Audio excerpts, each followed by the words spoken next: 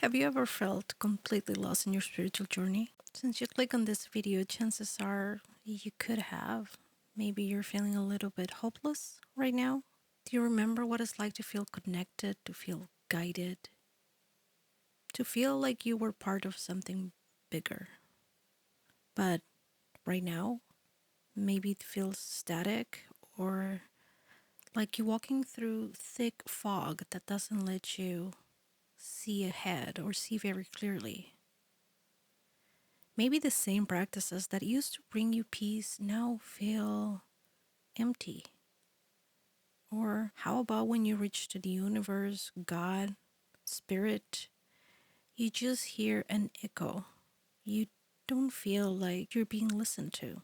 If that's you, let's take a deep breath together and hear this. You're not broken. You have not failed. And most importantly, you are absolutely not alone in this feeling. Today, we're going to talk about what to do when you feel lost in your spirituality. The spiritual fog, this feeling of disconnection, most mystics have called it dark night of the soul. Some psychologists might even call an existential crisis. But an existential crisis doesn't have to be spiritual.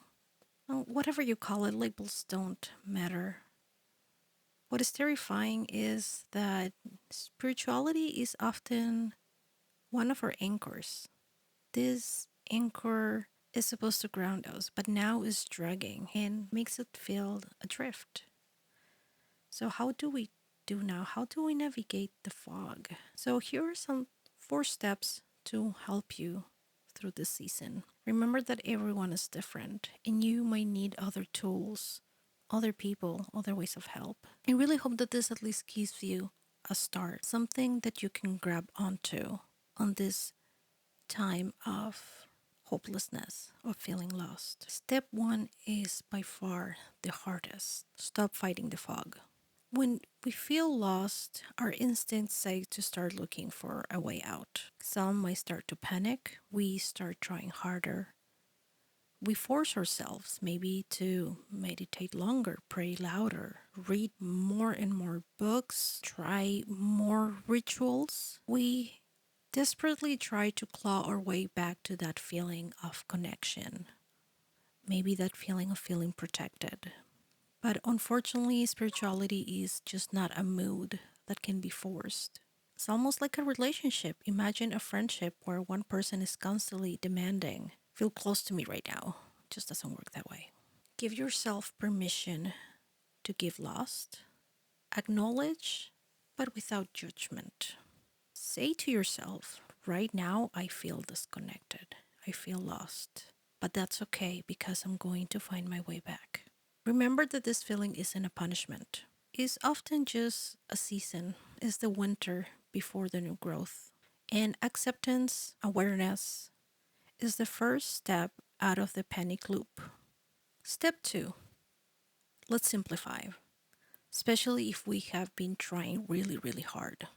When spirituality feels overwhelmed, complex rituals, deep theoretical studies will just feel impossible. So drop them. Go back to the basics. Even if you are a very experienced mystic seeker, it's like if you were to break a leg and you need to readjust and gain some strength in that leg again once it's healed to start walking. You can't just start running from that place. So going back to the absolute basics, what does it feel like? What is the smallest possible thing that still feels authentic? Maybe it's just sitting in silence for 3 minutes. Doesn't even have to be with a yoga pose or a meditation cushion. It can be with your coffee or tea with no agenda other than just being. Is it lighting a single candle and staring at it? Or whispering one honest sentence to the universe, to God, to spirit? I'm lost. Help me find my way. Strip away all the shoulds. Should feel, no. If it feels heavy, put it down right now. Your spirituality needs to be a gentle hum and not a grand symphony. Step 3. Let's find the sacred in the mundane. Move your spirituality out of your head and into the physical world because we often get lost in, we get stuck in our own intellect, over analyzing our faith. So we need to get grounded. If possible, go outside, put your phone away, and walk in nature. Look at the complexity of a leaf, notice the way the clouds are moving. Sometimes we can truly find something inherently spiritual about the natural world that doesn't require any efforts other than being aware of it. Alternatively, how about doing something with your hands? But on the mundane side, baking bread, gardening, even cleaning out your closet. This might not sound very spiritual, but sometimes something like this that will add to your physical life is not only about finding the sacred in the ordinary, but is decluttering your space when you are unable to declutter your mind. Step 4, find your new voice or your silence. Do small little shifts. If your books or teachers that you usually listen to are not resonating right now, take a break for them. Sometimes we outgrow them. Others, we just outgrow the language and the way they describe the divine to us. We evolve, so we need different teachers, different tools. You may want try to read poetry instead of scripture. Listen to some music instead of doing your chants, or even read a perspective that is totally different outside of your tradition. This doesn't mean you are leaving your belief behind. You're just learning other ones. And this might even reaffirm your belief, seeing contrast and realizing that this is not you and you truly believe in the other one and you were just overwhelmed.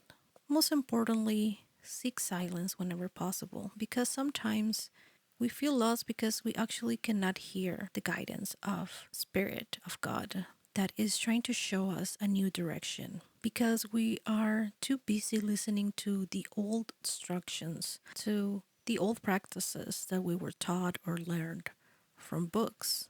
And that we listen to them because they have led us where we are. But if we want to keep evolving and keep moving forward, we need an updated map. The good thing is that feeling lost doesn't mean that this is the end of your journey. It just means that you're getting out of your comfort zone. It's a sign that you're about to spend these growing pains. The old container has gotten too small. Be patient with yourself when you are in the fog. Of course, you're going to feel lost. You can't see ahead right now. But remember, you don't have to see the whole path right now. You just need to take the next smallest and simplest step until the fog goes away. Navigating these ups and downs is exactly what this channel is about. Because what I want to bring with this channel is honest spirituality, honest study of mysticism, witchcraft, and the occult.